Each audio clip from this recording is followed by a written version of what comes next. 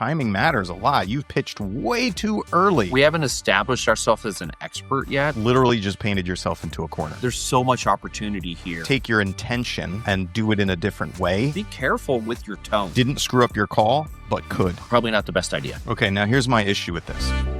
Cash call, everybody. Dale Archdeacon, Brian Curtis. We're back. Good to see you. I feel like I'm slightly grayer from last week for some reason. I feel that way every day, Dale, so I'm not sure that really matters. Yeah, I don't know if people have seen like what the backside of this thing looks like, but there's a lot of snow on the roof. You know, it's fun. I don't know last time you had your haircut, but I had my haircut yesterday. And as you're sitting in the chair and you look and there's just white, you're like, oh my God, what happened to me? Is it snowing in here? Yeah, just all white. And it wasn't dandruff. It was the color of my hair. Yeah. So just to keep my children in line, I tell them that they did this to me. I show them pictures of me before them, and I'm like, look at how dark Daddy's hair was. Yeah, I had dark black hair. You can see it every once in a while if you just really focus. Okay, these are wisdom hairs. Whiskers of wisdom. That's what I would say. Well, I had a lot of wisdom yesterday. I have less today. So the call I have today was submitted by a listener, Kareen. If you're listening, we're playing your call today. Pretty good call. I think there were some good parts. There's a couple of parts that obviously I want to coach on, but thank you for submitting. And if you want to have your call played and, reviewed by Brian and I and get free, amazing coaching, just click the link below, submit your call. What's your call, Brian? Yeah, my call is interesting. I'm not sure because I haven't actually spoken to the agent who did the call, but there's a big part of me that said he would rather have been doing something else. And it's not because of the language or it doesn't come across, the energy of it doesn't come across that way, but basically trying to get off the phone quicker than I would have. So yeah, I'm going to leave it at that and let the audience kind of get a feel for the rest of it. Well, let's go for it. Let's hear it. Let's hear the magic. Hear the magic. How are you doing? Doing well. How are you, man? Not too bad. I see you inquired about this property on Street. How can I help you out with it? Yeah, I was just seeing if I can get any more info on it as far as major repairs needed, just based on the pictures I saw online. It looked pretty rough on the inside, and based off the price point, obviously 150 isn't like market for that, but that just makes me wonder kind of what it's going to need, because we'd be looking at this for a potential flip. Gotcha. Nope. Here's the first place that I think that maybe the agent should have hopped in. He's about to hop in, but he's not going to hop in about anything I'm going to say. Is obviously 150 is not market for this house. Okay. I would ask a question about that. So what do you feel like market is for this house? Or would you explain what you mean to me? Because the guy said something like it was a fact. I don't know that it is. I don't know that it isn't, but I don't know that it is. I want to ask questions. I don't particularly care about the not market for this house. What I'm more interested in is this guy's experience, which I think your question about what he thinks market value is headed down the same path I want to go anyway. But I hear a lot of experience and knowledge with this person, and so I need to talk a little bit differently to him. These type of people, if he is a professional investor, or if he has any level of experience, he is not looking for an agent. And so what I want to do very quickly is figure out how much do you know? How much do you think you know? And how much do you value or not value real estate agents? Yes, because to Dale's point, there's plenty of people out there who have no time for us at all. And that's fine. And there's also people, honestly, who are investors who value real estate agents because they know we're out in the market doing this every day. And if they make friends with us, that we can send them deals. So yeah, it's a really good point. Like, where is this guy? Does he have plenty of people already working with him? Does he have nobody working with him? Is he brand new? He drives like he knows what he's talking about, right? But does he? And I want to point out why my mind goes there, because I don't care about this house. I don't care about your purchase. I don't care what you're doing. I care about is me. What I want to figure out is, can I capture you as a client, and how likely is that? Exactly. That's why my mind goes there for people that are listening. Perfect. Let's hear a little bit more. That makes complete sense to me. Let me get some of that info for you and then send it all over to you. Does that work? No. Yeah, dude, that'd be perfect. Sweet. I'll do that. We'll keep this conversation short. I'll figure out as much as I can get on it, send it over to you. Then if you have more questions, we can just kind of communicate from there and get everything answered. Sound good?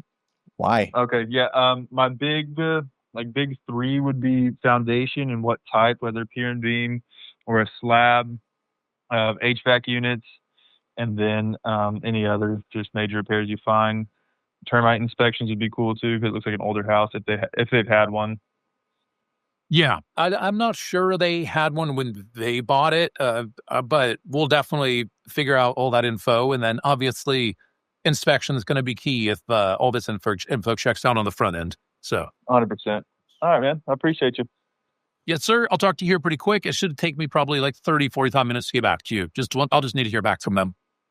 Okay. Perfect. Thanks, man. Yes, sir. Talk soon. Right. All right, talk soon. Weird. I want to talk to this agent. Me too. I want to be like, what were you thinking? Exactly. Let's listen to this call together and you tell me where your head was at. Yeah, that's a really strange call, Brian. And it's funny because, you listen, just like you did, I listen to a lot of calls and I'm like, I need to play this. I'm not even 100% sure, there's so much potential here, right? There's so much. Hey, out of curiosity, have you bought an investment property before? It sounds like you know what you're talking about. Oh, yeah, I own 10. Or no, it's our very first one, but I'm a pretty sharp guy and I know how to read the internet. I mean, because none of the things that he said imply that he's an investor. It has implied that he's bought a house before, termite, HVAC, things like that. He's not a dumb person. He's not an uneducated person. But this guy could own 1,000 properties, or he could own his one house that he lives. Or zero. Or right? I guess he could technically own zero, sure. We have no idea. If I had to guess, I think there's two possibilities here. That this agent either one, thought that he was somehow winning points with this, what appeared to be experienced person in the real estate field by having a very brief conversation where he doesn't attempt to secure this person as a client or further a relationship, or two, he felt like there was no opportunity here. Well, actually, here's the third, which I think is a really strong possibility. This agent likes to check boxes. He wants to go fetch the information that the person has asked for and retrieve the thing that they have requested. Yeah. Where it's like, I wanted, a box to check. I get to go get some information and bring it back to you, and I did a good job. There are people who like to check off boxes, like, hey, look, I got 19 things on this list today. I accomplished 18 of them. I skipped lead generation, but I got these other 18 done. Yeah. You know what I mean? It's like, a task. You want information. Let me go get the information and then give it to you. Yeah, that sounds like a great thing, right? On its face, it sounds like a good thing. For a waiter or waitress or an info desk person, that sounds like a fantastic job, right? If you are an info desk, you've done the job. And that's exactly, again, if you want to be in customer service, it pays about $20 an hour now. And there's nothing wrong with that. I've got no issue with it. But go get in customer service if you're going to act like customer service rep, because honestly, you're probably going to get paid less as a salesperson acting like a customer service rep than getting paid as a customer service rep. There's so much opportunity here. And here's the thing, and you've said this probably the last 2 or 3 episodes. I don't remember because I go to sleep after, and I forget. As soon as I start talking. It just kind of goes away. But I've heard you say this a couple times. I think it's great. We have somebody on the phone who isn't trying to get off the phone. For the love of God, don't be the person who tries to get him off the phone, because here's the thing we don't know. I think in this case, this person will take his phone call, but we don't know. And here's another really important thing. I don't even love this question all the time, but in this case, I want to know, hey, out of curiosity, are you working with another agent? Yeah, my agent's out of town. I want you to go do all the work, find out all the information, and then I'm going to work with him. I think that in my trajectory of sales development, I probably went from what this guy did, which is, let me get the info and get back to you, to speak knowledgeably about property and answer the questions that you asked for. Then I went to, hold on a minute, let me ask you some questions before I do work for you. And I'm going to do it in a very pleasant way before I do anything else or let you off this phone. Here's where I'm at my very advanced age of selling, Brian, which is, hey, stranger, I hear what you want. I hear what you think you need. I want to figure out first whether you're somebody who can and or will work with me before I do anything else and before I let you off this phone. And I think that's a great way to look at it. I do a very similar thing. And here's my mindset. Is there a win-win situation here? In other words, is there a way for you to go get what you want? And is there a way for me to get paid?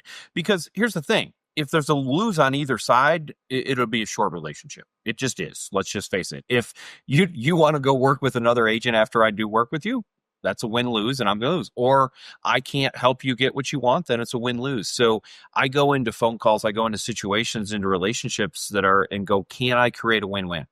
And the reason I love like that verbiage is it keeps me from going, Does this guy got anything for me? No, it's just a more positive outlook on it. And the truth of the matter is, I was like, do I like this person? Do I want to work with them? Is what I used to say. Dale and I, we both have a more positive spin on life now. Please go talk to that agent, and it's on that call. If you want to know what happened with this call and what the agent said, comment below. You want to know what it is. And we'll post in the comments once Brian figures out for us what the feedback is from this agent and why he got off the phone so quickly. It's always fun. You know, I'm a coach just like Dale is. And so Dale just gave me homework, and I appreciate that. All right. So let's listen to my call. Here's the scenario. This prospect is calling in because they inquired about a property because they're looking to purchase a property to use as a short-term rental, right? Like an Airbnb type of thing. This agent has a lot of experience with that, which is great. And they're in Florida and, near the beach. And there's lots of different municipalities with different rules. So you're going to hear some of that. Hello. Well, hey there. This is. I was just calling to check in on you. I have a note here in my system. It says you guys have been looking for a home around the area. Check it out. Oh. Yeah. Okay. So intro wasn't terrible. Here's what I would say, just to get it on track. Match the first word that they say. Always.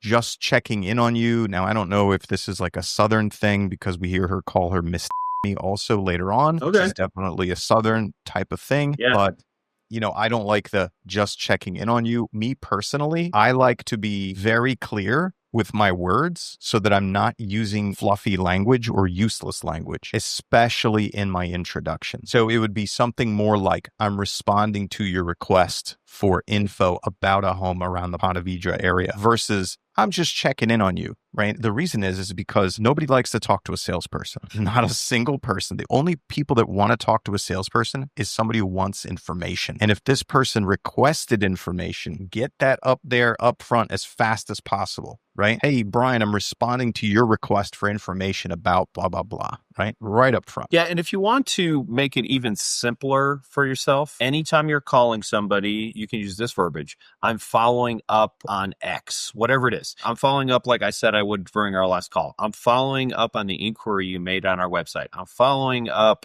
from the open house that we met each other at. If that makes you feel better, that following up is always a good default if you don't want to try and figure out what to say in each situation. I would give the intro maybe a B or C. Yeah. But I'm looking for something with short-term rental, and I have not found anything around that area. So, like to purchase to be a short-term rental? Yeah.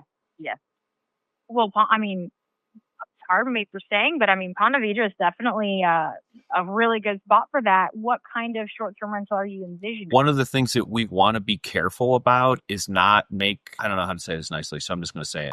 Sounds like she's baffled by the fact that this person can't find something, which almost comes across as like, are you incompetent to the client? That's what I heard. Like, you can't find anything? There's lots of them. So I would just be careful. I don't know that she interpreted it that way, but be careful with your tone because I appreciate that she's surprised and we don't always want to let somebody know because it almost sounds like, really, what the hell? We don't want to say what the hell to the client or potential client. So just be careful. There's a really good chance the client didn't pick up on it, but there's also a chance that they did. Well, I'd put it this way, Brian.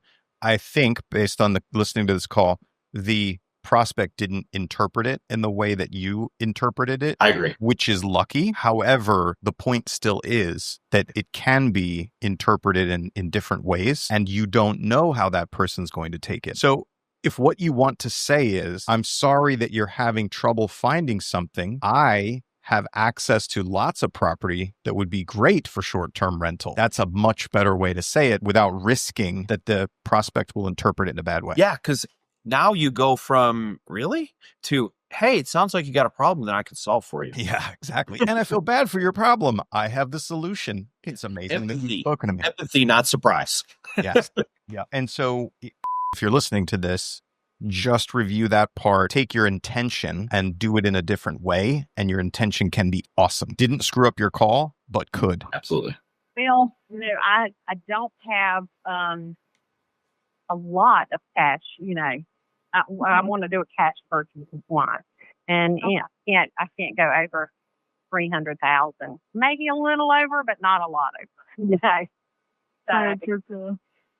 So remember, she said, I want to do a cash purchase, but I don't have a lot of cash. One, Why? Yeah, the question never gets asked, why cash? And would you consider a different way if we found a great deal for you, right? Would you consider financing? Are you able to get financing? Have you talked to anybody about financing? None of those questions come up in this call. So I'm just pointing that out. Yeah. And eventually, like a buyer presentation with somebody like this is, hey, obviously you're doing an investment because that's why you buy short-term rentals. Out of curiosity, if I could show you a way to leverage that $300,000 and get a lot more benefits, that's something you're even interested in discussing.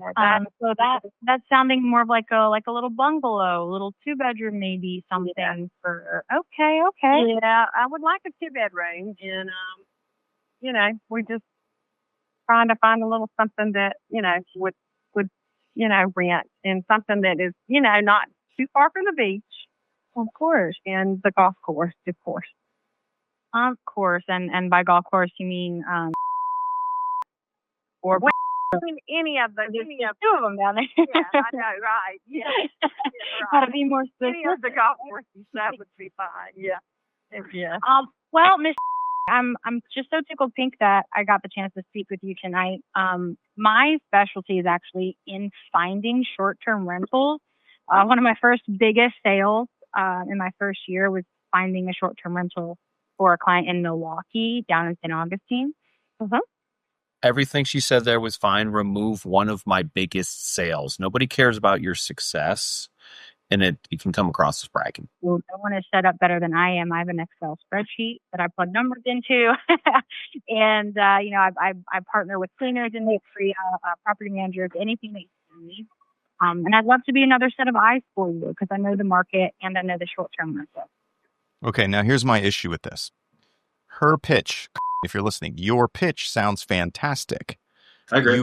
You have great things to say. However, you just fired off your grand finale, and you have no idea whether this person has an agent or not. Find out if they have an agent first. I was just going to say, I agree. Timing matters. Yeah, timing matters a lot. You've pitched way too early before you know much about this person. So you need to hold that back, right? That was your finisher. Don't dump it so early. I didn't listen to the rest of the call. I know you have, but it didn't kill her, I don't think. But again, opportunity would be better. Yeah, it didn't. It doesn't mess up this call, but that doesn't mean it won't mess up the next one. Because if you play your full hand, your best hand, before you understand the other player, you're more likely to lose, or you're going to overlook something. Here's the most basic scenario. You say you're amazing close finisher, right? And she says, oh yeah, well, I have an agent that I've been working with for the last 6 months to find me something. They just shot your finisher right in the ass. And now it's hard for you to scramble and come up with something else. Probably isn't going to sound as good as what you just said, if that makes sense. I agree. It's one of the rules of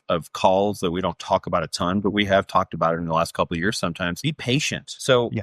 I understand when something fits in your box. We all have a box, right? This is my ideal client, my ideal situation, that box. It's super easy to get excited about it and go, yes, thank God somebody finally fits in my box. And now just be patient, since I agree, this person does fit in your box perfectly. So don't get ahead of yourself. Get all that thing before you go on. 100%. We hear the big pitch, right? Let's keep going. Okay, well, good. Yeah, that's really what I'm looking for. And everything that I have, looked at up to now is, everything is long term, 30 to 90 days. Right. I was just like giving up on. That's one of the things about, I think, the yeah. I moved on. We're kind of stuck in condo land. All right, so I want you guys to remember this. And to her own credit, emailed me after she re-listened to this call and said, I could have let her talk more. Let me put it into these terms. All my sales people listening to this right now, in a sales conversation, most of the time, whatever the prospect says is more important than what you say.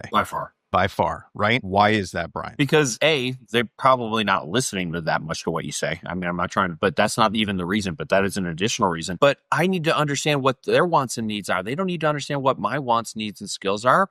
Once I've got their information, it's funny, we were talking about this yesterday. Ask the right questions and people will tell you exactly how to sell them. Yeah. Now, if somebody is saying purposeful stuff, so the only caveat to this are the crazy people or the lonely old cat ladies who are just talking about the groceries they purchased last week. They're just totally irrelevant stuff, provided that somebody's not on an irrelevant tangent. Yes. Generally speaking, whatever the prospect is saying is more important than what you're saying, and you need to stop talking and let them talk, because they will reveal, which is what Brian is saying, they will reveal to you how to sell them, what they want, what they don't want. They'll build more rapport with you while they're talking. They give you the ammunition that you need, so you need to let them talk. Yes. And if you don't know what we're talking about, honestly, the book you need to read is over 100 years old. It's called How to Win Friends and Influence People. And people, they talk, all these newfangled books. I'm telling you right now, How to Win Friends and Influence People stands the test of time. Yeah. Yeah. Now, are you open to potentially any other areas, or do you kind of have your heart set on because you know it's... Well, possibly I'm starting to look more now towards because I think that there would be more returns probably on my money because they seem to have a lot going on down there.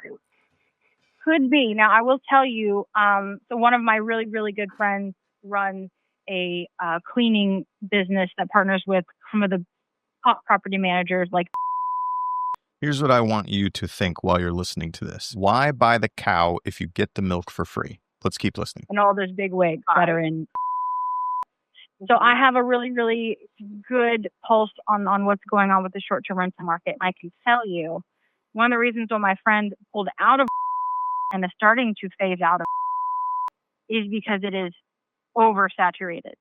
Mm-hmm. And you are going to be competing with 100 other houses just like you. Occupancy rates. Brian, I would love her to deliver this on a Zoom call, right? Get on a video with this prospect and give her a tour. And it sounds like this. Yeah, I hear you. It can really be difficult to find the perfect property that's in the right spot, that's going to be profitable for you. I have a lot of experience at doing this. And here's what we can do. Let's jump on a quick Zoom. I'm going to give you a tour of areas, neighborhoods, price points, and show you where you're most likely to get a high return and where other people are pulling out of right now because they aren't getting a return, right? I like that. And before we do that, we need to get permission, in my opinion. And here's what I mean by that. Like, I guess it's an objection when somebody says, well, I might look in an area that you're not licensed in or not familiar with, or basically I'm going to work with another agent because I'm going to go someplace else, is what I heard, right? And Corrine closed the objection. I'm not saying that she successfully or unsuccessfully closed the objection, but the objection was, I might go to... Let me tell you why you don't want to do that, was what she did. We're 3 minutes into this phone call. This woman is very open. We'll take thing, but we could potentially lose somebody by doing that. We haven't established ourselves as an expert yet. We haven't established ourselves as the go-to person yet. Like, I got a client, hey, I've been working with for 10 years. You don't want to buy something in Daytona Beach. He goes, okay, absolutely, Brian, appreciate that. Why? Because I've been working with him for 10 years. Right. You don't even have 10 minutes with this person yet, telling them where to buy and where not to buy when they did not ask. Probably not the best idea. Yeah, not only that, but the likelihood that she's going to believe you. Exactly. That's why it doesn't matter. We have got no credibility. She's going to yes you because you're a salesperson, right? Yeah. Plus, you don't want to buy a... I don't have a license to sell there, or I don't have the expertise or the whatever it is. That's just what it feels like. It's kind of like, hey, I'm talking to a person about widgets, and hey, I heard Bob over at widgets.com sells good widgets. Oh, no, don't buy Bob's widgets. Those are bad widgets. And that's a little bit of what happened. Yeah, I would prefer to tell you that you can't have what you want when we're either video to video or face to face, and would avoid doing it over the phone, especially over text or email, if I can. Can't always, but if you can. Yeah, sometimes you got to throw the Hail Mary because you got no other choice, right? So here's my issue, and I think she's just overeducating and could have been like, this is the thing that you could get the person to take the next step with you in order to learn these things, and they'd be open to it. But the more educating you do, the less they need to interact with you again in the future. Right. We gave them everything. Right. Not we didn't, but hypothetically we could have. Right. Now listen to this wrap up, Brian. So just a little bit more about neighborhoods, values, prices, right? Listen to this. This is the missing piece. The dream. Okay. Well, Miss, I am so glad that I was able to catch you this evening. Again, my name is... I would love to be another pair of eyes for you. And if you start to see anything that catches your eye, I'd love to check in with you about once a week, talk about So there's just a soft close. What you've seen, and maybe talk about planning a trip coming down here and seeing some in person. If you can find anything that catches your eye. Now, what did she do? The salesperson just put the next interaction or her value squarely on whether or not I can find you something that would work for you. She just eliminated any future interaction that does not consist of, I found something that would work for you. It's true. Yeah, that's super bad. That's not what we want. You just literally just painted yourself into a corner. That's really good, Dal. I'll be honest, I didn't catch that. That's really good. Do you want to listen to it again, or No, I got it. I heard the words. I didn't make the correlation. Yeah. So, but no, that's really true. Yeah. Now let's hear this. I'm wanting Kareen to make a logical next step. So far, the logical next step is I'm going to find a property that works for you, and then I'll reach out to you. Do something as soon as I can. Yes, I would. So that sounds to me like the quicker I can find you a viable house is the quicker and we can make this happen. So I will take my assignment very seriously. Okay, that sounds good. I appreciate you so much. I hope you have a wonderful rest of your night. Looking forward to talking soon. She just doubled down on it too. So I'm going to give Kareen a pass here, and she'll know the answer of whether she deserves to pass or not. So if I knew there was 10, 15 properties because I'm an expert in my market that would fit her, I might do what she did because I know that it's out there and it's fine. I've got a reason to call her back, and I might have done, if that's true, then you're okay. And hey, I'm going to go, and I know there's some properties available that meet your criteria. Some of them are off market that I know about. I want to add a little value. Some of them are off market. Some of them are MLS. What are you doing tomorrow? What would be a better day for me to reach back out to you? Would it be Tuesday, or I don't know what day of the week this is? Would it be Tuesday or Wednesday? At least set up a call so that you can stay there, because there's a real good chance, I really do believe, based on the beginning of this call, that she may actually know the market and may actually have some properties. If that's not the case, then everything Adele said, really set yourself up for failure, because you better find a property that doesn't exist. Yeah. And whether or not there's property, honestly, Brian, like I want every one of you listening to shoot for a face-to-face, either in person or on video. Get on video with these people or face-to-face with them. Now, what you didn't hear is the woman is in, right? So she's not in Florida. They can't do a face-to-face. One of the things that Kareen didn't ask is, when will you be here next? When are you coming for a visit? Can I get you face-to-face? If it turns out they don't have plans or it's going to be really far out in the future, get on video, do a shopping trip with this woman, show her stuff, build value, build rapport, secure her as a client. That's what I want to hear at the end of this. What's the worst that happens? She says no, or I don't know how to access Zoom, or I don't have a camera, right? That's the worst thing that could happen. But shoot for it. There's no reason not to, because it's going to help lock this person in for you. Well, and it's 2025, Dale, and I would say at least 80% of the population is Zoom competent, for lack of a better word. Capable. How about Zoom capable?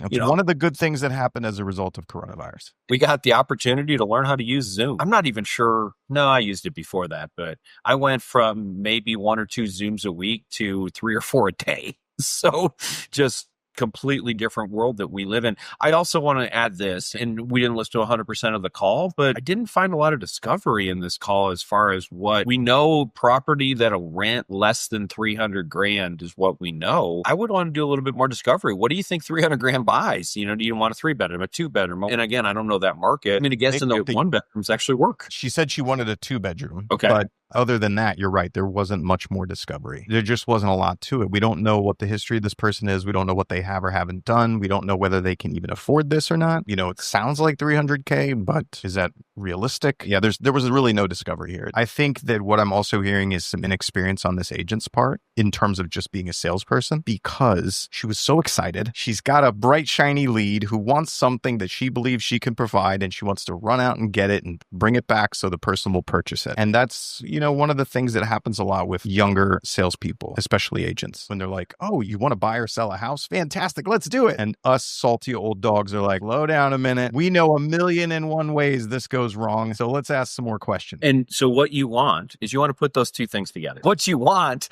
is to maintain that really great positive attitude, because it helps with rapport. Miss obviously liked you. That was amazing. And then add in we also need a little bit more information so that we can do our job, so that we can actually get to fruition. Yes. All right, great. Hopefully that was helpful. Thanks for sending in the call. If you want us to listen to your call and give you some insights that you probably have no idea that are going on, patterns that you have going on in your sales conversations that we can help unlock for you, right now. Submit the call, click the link. We will do a minimum of laughing about whatever it is that you do or say. I promise. Especially if you shoot us an email and be like, hey, I'm a real person. Don't be rude. I won't be rude. How about that? Is that good, Brian? That is great, Dale. You know, it's kind of a funny thing. I don't know if people even realize that I use voice changers on my calls because some of the calls are people who actually work on my team. And I want to, Dale and I sometimes have a little bit of fun. And that's all it is. And so, yeah, absolutely send us some calls. And I want to point something out. Why do you want someone else to listen to your calls? Well, Dale and I listened to the exact same call. He caught something that I missed. And that doesn't mean, and maybe Dale's better. I don't know. Well, I'll give you Dale's better today. But generally speaking, that's nice, Dale. Appreciate that. But generally speaking, we have a very similar knowledge base, a very similar understanding. And I don't think I could listen to my own calls and be truly objective. I could try. I could maybe change the voice and just listen to it with somebody else. But I know it's me. And I know what I was thinking in that moment. I knew why I was saying it the way I was saying it. I just want to throw out there that even a third party can miss that. It's almost guaranteed you're going to miss your own stuff. I have a slightly different opinion about listening to your own calls. I think that's massively important. I think everybody should listen to their own calls. It is shockingly surprising that you say or don't say that you don't realize. And then when you start listening to them, it's super uncomfortable at first, but after you do it, you get much more comfortable about it and you can learn volumes by listening to your own stuff. And then if you get an expert who has a totally different perspective and different experience set, like Brian's talking about, to then listen to your calls, like that's rocket fuel. Yeah. I agree. So, somebody says to you, hey, you're doing A, B, and C every time. Oh, shit, I didn't realize. Now go back and listen to them and look for A, B, and C. I will say this, 100% sure. I would rather have you listen to your own calls than no one listen to your calls every time. Again, just bringing some expertise in there, bring in just a third party who has a different perspective, who didn't know what you were thinking. Because I can justify things that I say all the time. Doesn't help, by the way. It doesn't have to justify them. But I can say, oh, I was thinking this and this. That's right. Yeah, well, you shouldn't have done it. Okay, great. That's what I was thinking. You know what I've discovered, Brian? The best way to get past your own justifications for what you say is get a wife and kids. They'll tell you about that stuff. I was actually thinking about my wife as we were talking. She offers me perspectives that I don't always have. My family offers me perspectives. Yes, they help me. All right. With that being said, everybody, thanks for joining us today. Cash Call, Dale Archdeacon, Brian Curtis. Over and out. Thanks, Dale. Hey, if you're really enjoying this information and you want some more help for you specifically, 2 things you can do. Click the links below. You can either submit one of your calls and we can play them here and give you feedback, free coaching from 2 veteran sales trainers. Or also, I have a couple of options below where you can get in and get some free training from us and get introduced to our community of other agents and team leaders who are crushing it these days in real estate sales and improving their ability to convert leads, book more appointments, and close more deals.